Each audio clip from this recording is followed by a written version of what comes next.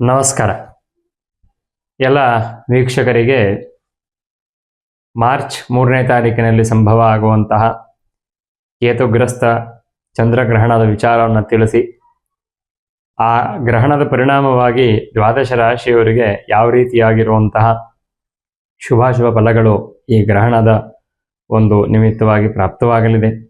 ಅದರ ಜೊತೆಗೆ ಮಾರ್ಚ್ ತಿಂಗಳಿನಲ್ಲಿ ಗ್ರಹಗಳ ಸಂಚಾರ ಅನ್ನೋ ಥರದ್ದು ಯಾವ ರೀತಿ ಇದೆ, ಅದರಿಂದ ಯಾವ ಶುಭಾಶುಭ ಫಲಗಳು ಅನ್ನುವಂಥದ್ದು ಪ್ರಾಪ್ತವಾಗಲಿದೆ ಅಂತ ತಿಳಿಸ್ಕೊಡ್ತಾ ನಾವು ಈ ಒಂದು ಪ್ರಯತ್ನವನ್ನು ಮಾಡ್ತಾ ಇರುವಂಥದ್ದು.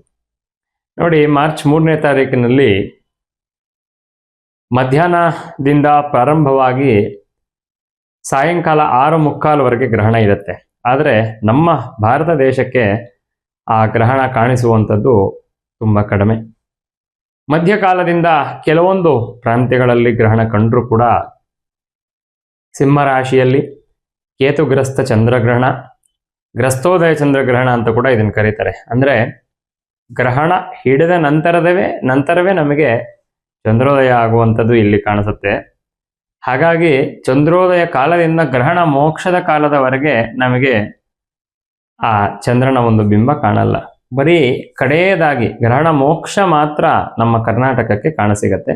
ಸರಿಸುಮಾರು ಒಂದು 16ರಿಂದ 19 ನಿಮಿಷ ಆವರೇಜ್ ಆಗಿ ನಮ್ಮ ಕರ್ನಾಟಕದಲ್ಲಿ ಈ ಗ್ರಹಣದ ಗೋಚಾರ ಅನ್ನುವಂಥದ್ದು ಕಾಣಸಿಗತ್ತೆ. ಹಾಗಾಗಿ ಇದರ ಆಚರಣೆ ಬಗ್ಗೆ ಸಾಕಷ್ಟು ಗೊಂದಲಗಳಿದೆ. ಕೆಲವರು ಇದನ್ನು ಪೂರ್ಣವಾಗಿ ಆಚರಣೆಯನ್ನು ಮಾಡಬೇಕು ಅಂತ ಹೇಳಿದ್ರು ಕೂಡ ಗ್ರಹಣದ ಒಂದು ಪುಣ್ಯಕಾಲ ತುಂಬ ಕಡಿಮೆ ಇರುವಂತಹ ಸಾಧ್ಯ ಇರೋದ್ರಿಂದ, ತುಂಬ ಕಡಿಮೆ ಗ್ರಹಣದ ಪ್ರಮಾಣ ಇರೋದ್ರಿಂದ ಆ ಗ್ರಹಣವನ್ನು ಆಚರಣೆಯನ್ನು ಮಾಡುವಂಥದ್ದು ಬೇಡ, ಮೋಕ್ಷ ಸ್ನಾನ ಮಾಡಿದರೆ ಸಾಕು ಅಂತ ಹಲವಾರು ಜನಗಳು, ಪಂಡಿತರು ಅಭಿಪ್ರಾಯವನ್ನು ಪಟ್ಟಿರ್ತಾರೆ. ಅದೇನೇ ಇದ್ರೂ ಕೂಡ ಈ ಒಂದು ಗ್ರಹಣ ಸಿಂಹರಾಶಿಯಲ್ಲಿ ಸಂಭವ ಆಗತ್ತೆ.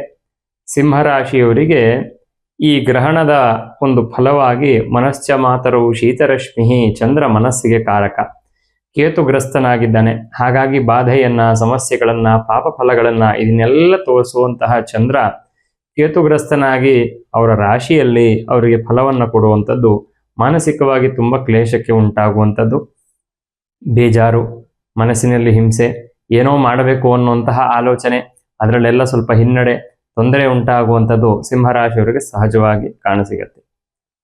ಇನ್ನು ಸಿಂಹರಾಶಿಯವರಿಗೆ ಈ ಜಲಕ್ಕೆ ಪ್ರವೃತ್ತಿ ಅಂದರೆ ದೇಹದಲ್ಲಿ ಪಂಚಭೂತ ತತ್ವಗಳು ಅಂತ ಇರುತ್ತೆ.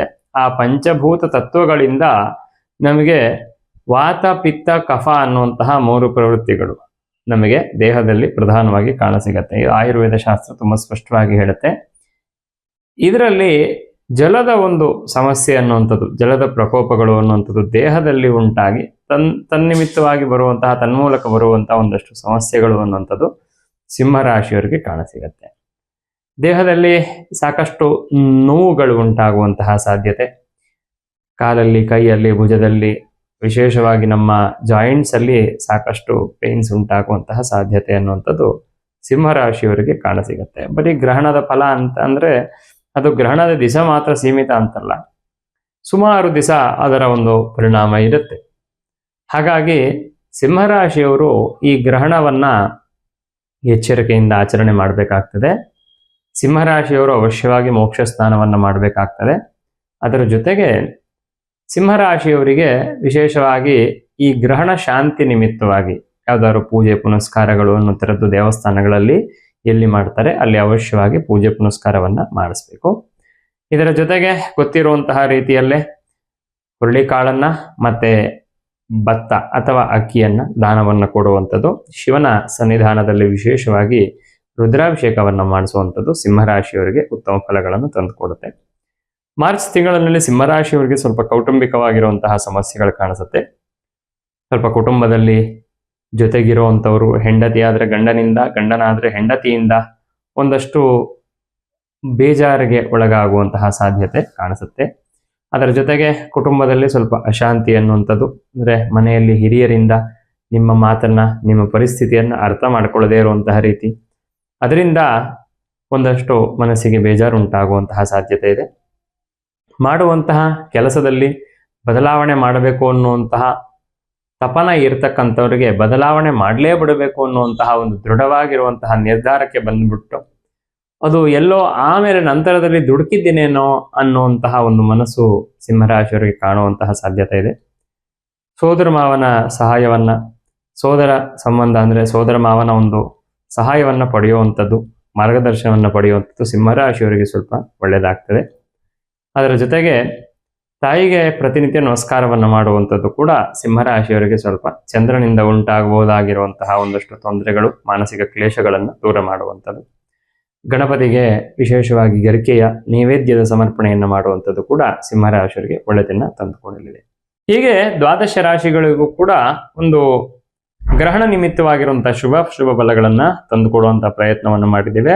ಇದಾದ್ಮೇಲೆ ಮುಂದೆ ಯುಗಾದಿಯಲ್ಲಿ ಈ ಗ್ರಹಣದ ಫಲ ಯುಗಾದಿಯವರೆಗೆ ಇರುತ್ತೆ ಅಂತ ನಾವು ಮನಸ್ಸಿನಲ್ಲಿ ಇಟ್ಕೊಂಡು ಯುಗಾದಿಯ ನಂತರ ಹೊಸ ಸಂವತ್ಸರ ಹೇಗಿದೆ, ಹೊಸ ಸಂವತ್ಸರದಲ್ಲಿ ಆಗುವಂತಹ ಗ್ರಹಗಳ ಬದಲಾವಣೆ ಏನು, ಮತ್ತೆ ಹೊಸ ಸಂವತ್ಸರದಲ್ಲಿ ಯಾವ್ಯಾವ ರಾಶಿಯವರಿಗೆ ಉತ್ತಮ ಫಲಗಳಿರುತ್ತೆ, ಇದನ್ನೆಲ್ಲ ಮುಂದಿನ ವಿಡಿಯೋದಲ್ಲಿ ನಾನು ತಮ್ಮ ಮುಂದೆ ಬರ್ತೀನಿ. ನಮಸ್ಕಾರ.